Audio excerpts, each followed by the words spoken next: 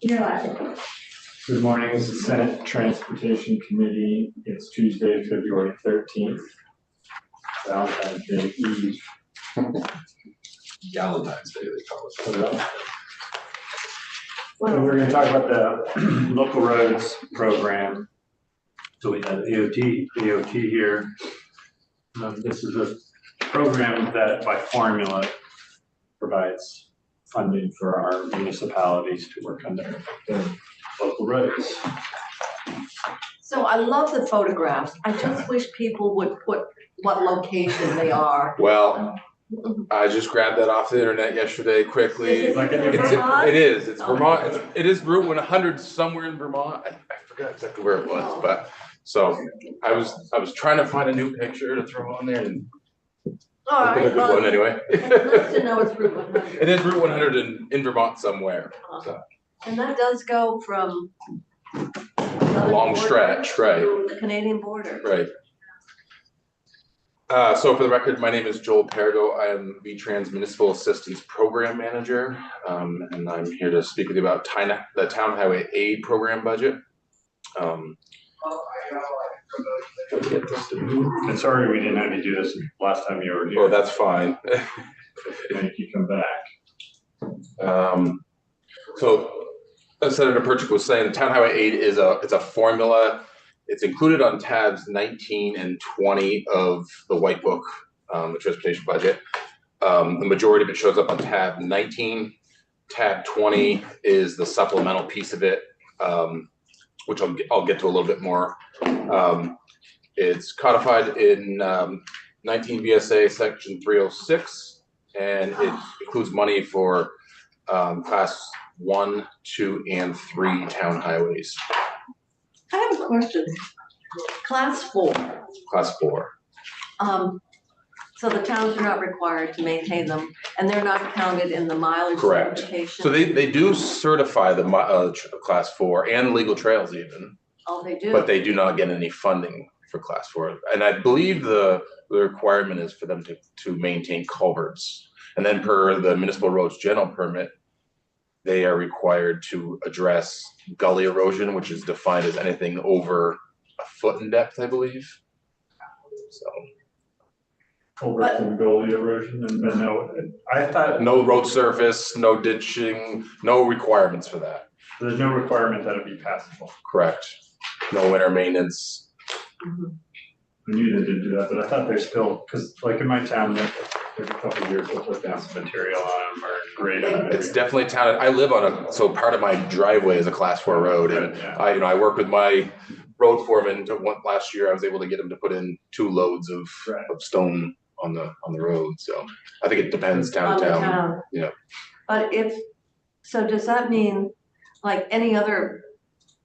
So the property owners on Route 4, class 4, if they do those improvements, do they have to get permits to do that?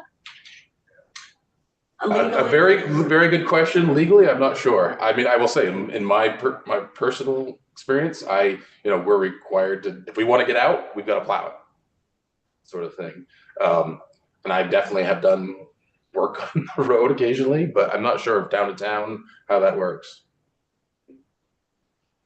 Who would need to get a permit? No, the home. She's in the home. No, the circumstance that was brought to my attention is class 4 road with damages due to flooding. The road had to be repaired. I had several incidents where people wanted to say, well, do it on our no, the repair should be done by the town. And the town said, no, we're not obligated. So in one case, one of the property owners did work on it, but ditched it in such a way that the water went off onto somebody else's property. And the question then becomes one of, or is there any kind of permit or oversight, or what are those, are there any statutory guidelines relative to who can do what, and the standards by which any work on a class 4, it's a publicly owned. I believe section 19, 19 section 1111, which is, you heard of our 1111 permit, that, those same powers are passed down to the municipalities through that statute. I think that sort of addresses that piece of it. Basically, nobody's allowed to legally do work within the highway right away without some sort of permit. Really? I believe so. That includes class. I can't speak for. But what about certain you? on Oh, that, well, the town, of course, did your 2 loads of gravel. Yeah, they did that, yes, yeah. But, okay, so you think that it would be under the 1111 in the township? I believe so, yes. So anybody who's, ordinarily, if you're doing any maintenance on your road, then you should be getting an 1111 permit? If you're doing it, and the town Maybe is so. not.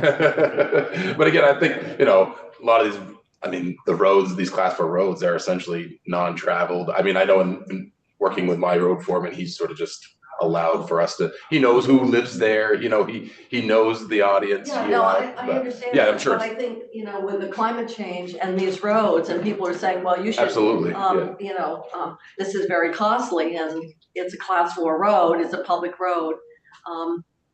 I don't want to bear just the total cost of it. Correct. On the other hand, they function as a driveway. Yep. And so it's probably something we're gonna experience more and more as people, you know, with climate change, if they find these roads get damaged.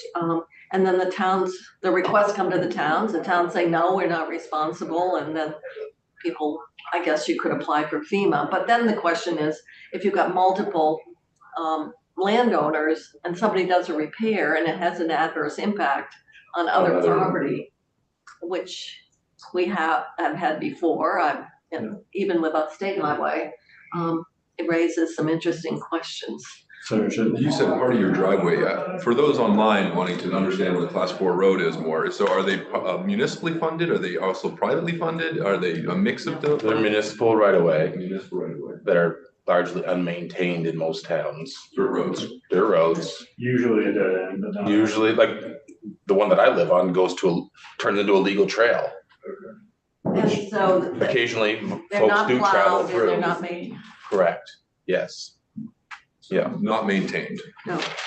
Or maintained minimally, or Minimally, as yes. much as the town wants to, because I think there are some class 4 roads that I've been on that would be hard even on a pretty good 4-wheel drive vehicle, like, you know, an off-road vehicle. But then I've been on some other ones that are, yeah, they put down gravel every other year and they grade it every other year. Since it's municipally owned, can people, anybody just go and start cutting branches down and clearing their own path? I think that's sort of what Senator Kitchell's asking, legally. I mean, I'm happy to look into that a little bit more, just, You would, yeah, if the questions come up. yep, yeah. Actually, I think it's gonna come up more. I will report back on that. All right, thank you. Yeah. I'm sure that's something probably legal counsel would have to look at. Yes, yeah. And, And $300 a mile, like, can you, that requirement, was that like, how significant is $300 a mile? Very insignificant. Yeah, that's actually written right into the It was statute. probably written in 1921 or, Yeah, I'm not sure. That's been there a long time. so it doesn't really, it just means they have to spend some money. Right, exactly.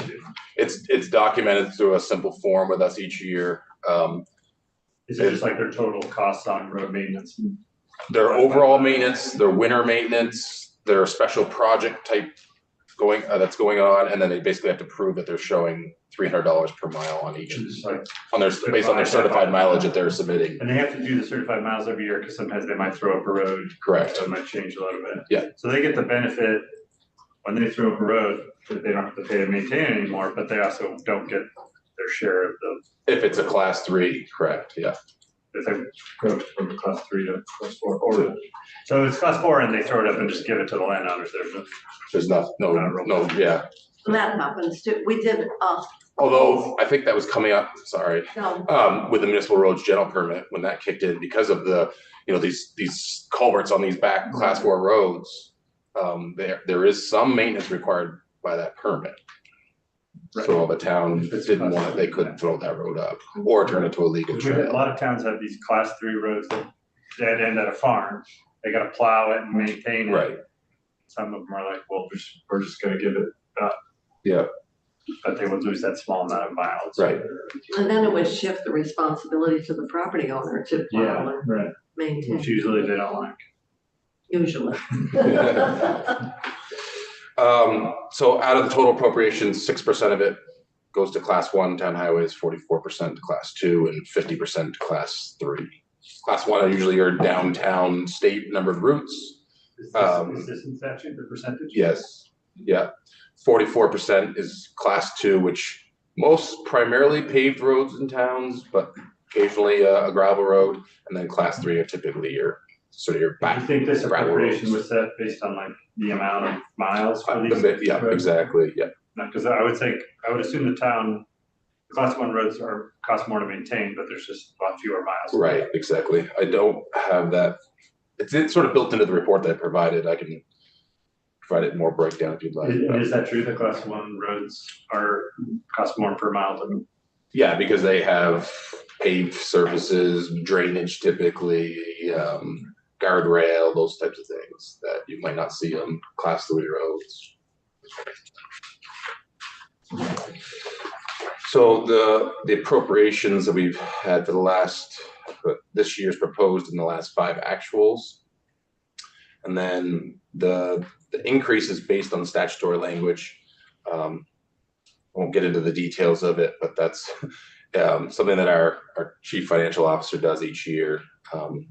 Looks at this analysis but it can't decrease. So depending if those two numbers, it's the lesser of the two, but if they're both negative numbers, then the Sort of like pension. appropriation stays the same. So they're saying that actually didn't increase at all So between 24 and 25? correct, right. Oh, And that's because Two- I think it's based on the top line, the year-to-year increase was actually, it wasn't an increase, it was a decrease. It was a negative number. So that was the lesser of the two, and therefore it remains level It's funded. funded by transportation fund revenue, so Right. you know, you might have a lot of federal money or something. Correct, right.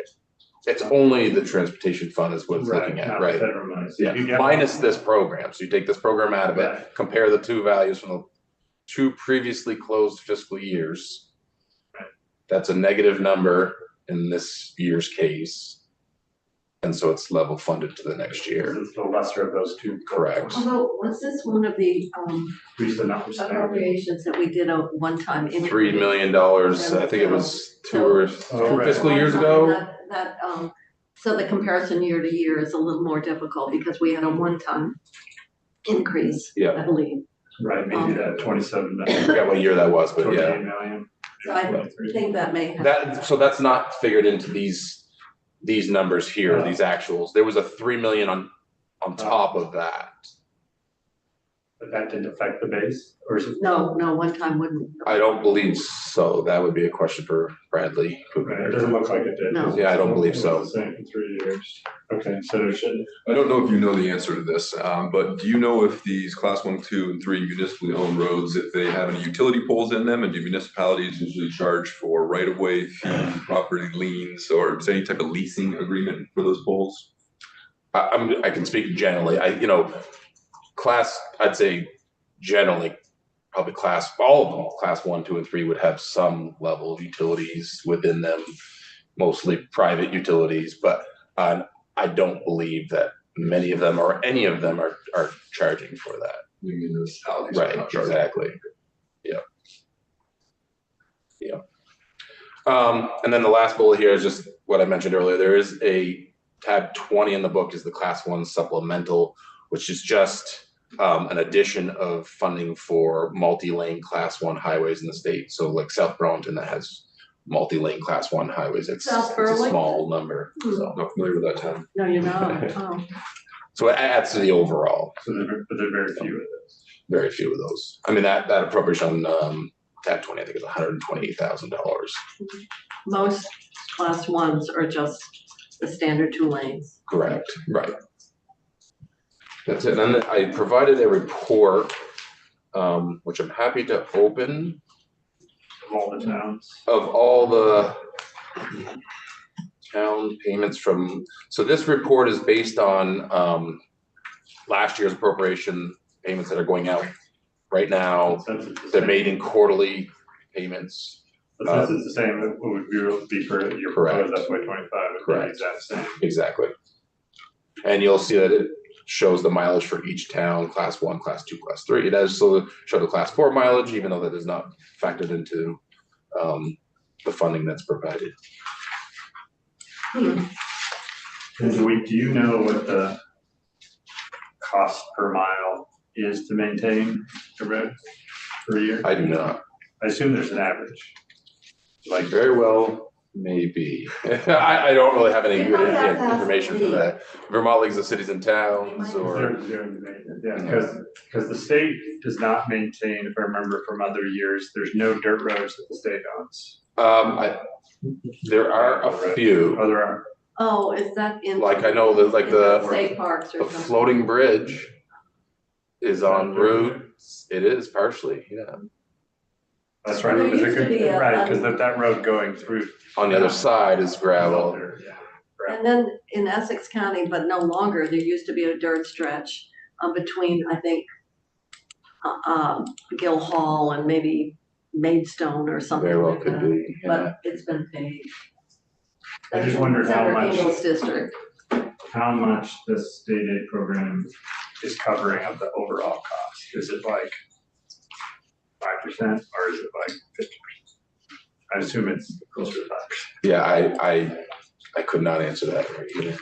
Because like a lot of towns just get $20,000 or something. It's a lot of money, but it's spread pretty thin. Pretty thin, yes.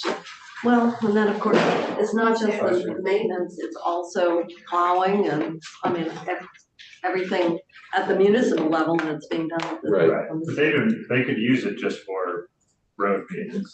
I think they could even buy trucks with Yeah. it. They can buy, equipment. So they, as long as they're meeting that $300 per mile, it's largely sort of up to the Open. municipality and how they want to spend it. Just like a block Yeah. around. Yeah. So we used to have a a little over $700,000 highway maintenance budget in the town of Irisburg. Now, this is some years ago, this was 5 years ago. And but I bet it's not much different. And they've got $92,000 going in, so seven, yeah. Almost 100 against 700. Yeah. Most of that's probably labor and then equipment. I mean, they have 44 miles of road that they're in, which is a fair amount of roads, but I think Danville's one of the higher ones. What number of roads, number of miles? Yeah, 121 miles. Like Callis always was saying they were one of the highest for class 3. 54 miles. Joe, could you send this to me as an Excel spreadsheet? Yep. Actually, and just so you're aware, it's actually on our website. Oh, okay. And you can then download it into Excel Okay. or this report here.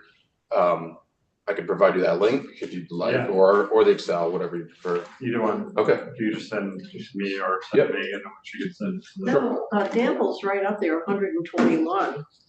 I had heard that it's one of the Yeah. the top 5 or.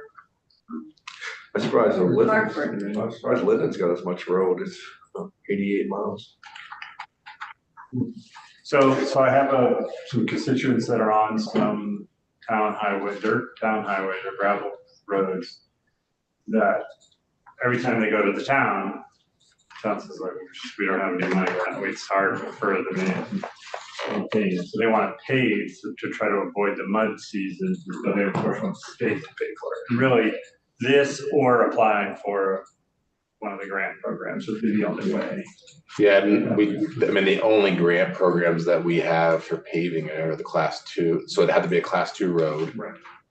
In order to get a paving grant. They want it, but somebody else should pay for it. Well, they say it's benefiting the state because it's like it's a connecting to I see. state roads or something like that. So, or it's the main. It's probably not federal aid on the federal aid system, so it wouldn't qualify for federal funding. And paving's still 7 years, accumulates for 7 years or thereabouts. It's certainly not, you wait 7 years and you get a grant. Right. It really depends on sort of, everybody sort of gets their piece of that pie, and it depends on how many road miles you have in class 2 versus the other towns and what they're doing. And so there's a report that we have that shows when you're sort of falling below, and then you'd Kinda be gets up more for a grant. competitive as you Right, get further exactly. We just put 10 grand a year or better in that fund, I think, and. And St. that's just a George, repaid. St. George has 1.9 miles. Very small, very small. Yeah, I think they might be the lowest. Do you happen to know if there are towns converting gravel roads to paved roads?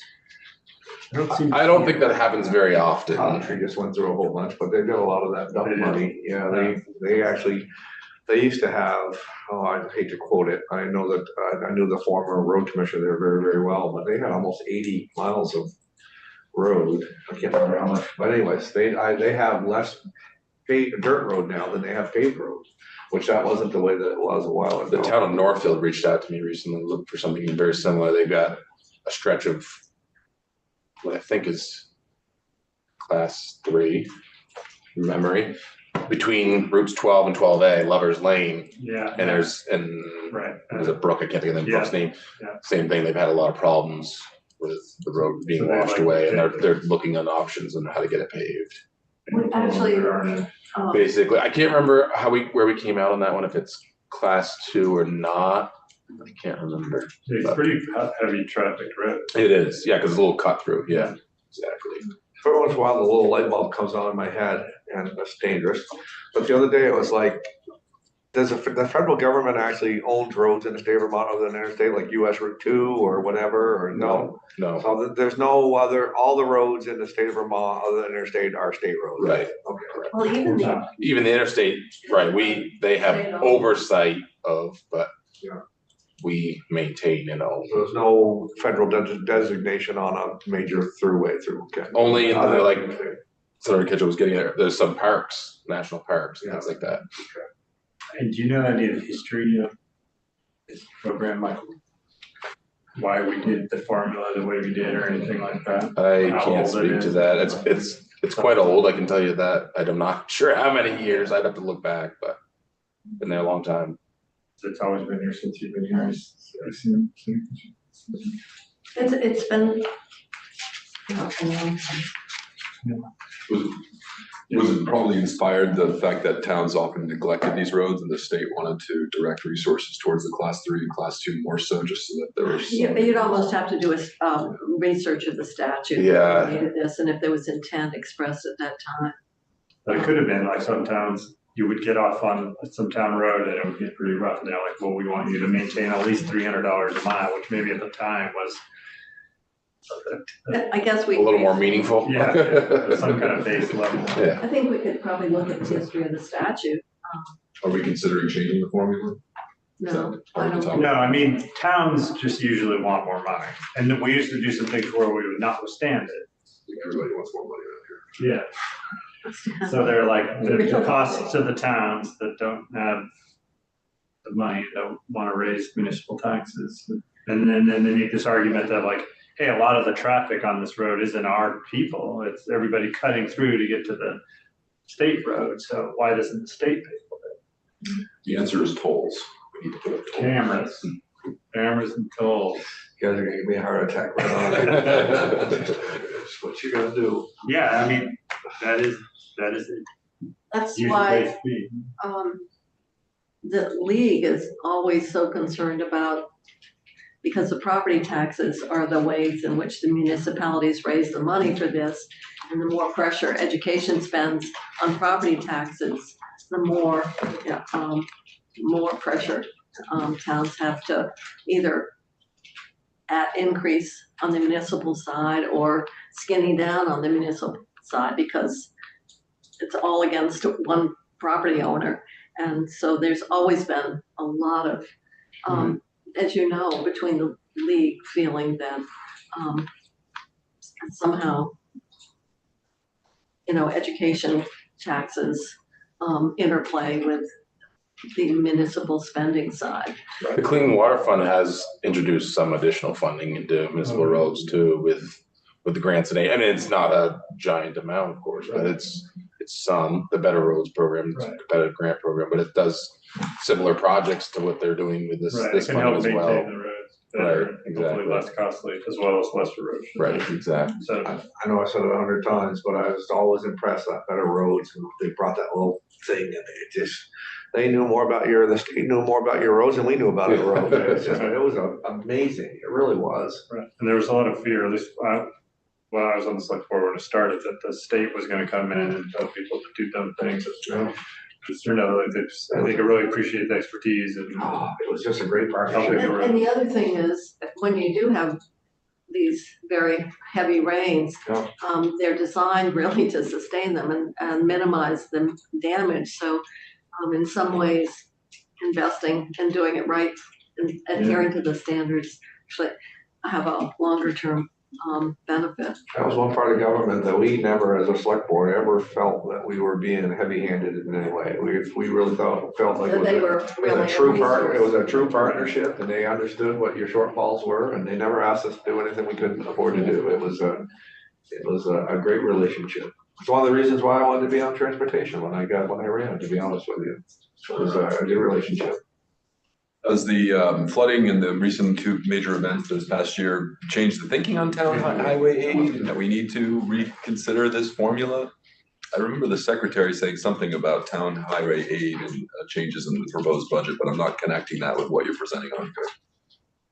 So we have other programs that sort of address some of so we have our federal highway ER program but that's strictly on federal aid routes. So not really, I don't believe, and again, I probably have to defer this question to somebody else, but in this program itself, I'm not aware of anything related to like resilient type activities and that sort of thing. This is interesting. I guess you just can't look at the totals because Danville has 121.19, gets 225.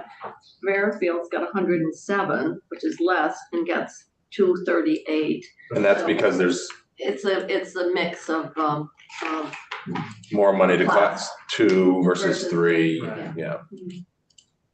Also, Danville has 22 miles of class 4 roads that they don't get any benefit for. Yeah, I know our road got paved, and you know who paved it?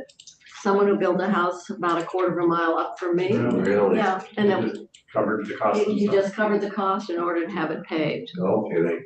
And I have to tell you, the advantage was the dust was less. Yeah. Disadvantage is Speed. speed. Yeah, absolutely speed. Yeah, Yeah, that's why. that's true. That's why I want speed bumps. Yeah. I Should have think, asked them to incorporate those. I think we should have, you know, the kind you can put out Yeah. and then take in the winter. Yeah. I think, you know, I think that would make a lot of sense. Jeremy's got a road that they paved and they put speed bumps in, and it's just a gradual thing. I mean, you wouldn't think the plow, but the plow does, and it works. It does work. Yeah, it does, and it's a narrow road, it goes down along the river, and there's, I mean, we talk about how to, you know, the traffic calming devices, mhm. but let me tell you, that is a calming device. you After that we going get the up first 40 one. when you're supposed to be going 20, and it, So it's 10:30 and, Yeah. we have a Well- break. Unless we have any other questions. So if you could find out, you know, the question about sort of. Class 4 Yeah, the jurisdiction class and four, yeah, that maintenance. would Yep. be helpful. Yep. Can you send that link? And I'll send you the link. That'd be great. All right, thanks, Joel. Thank you. We can adjourn for our break. We're gonna have Ross talk about public transportation in 15 minutes.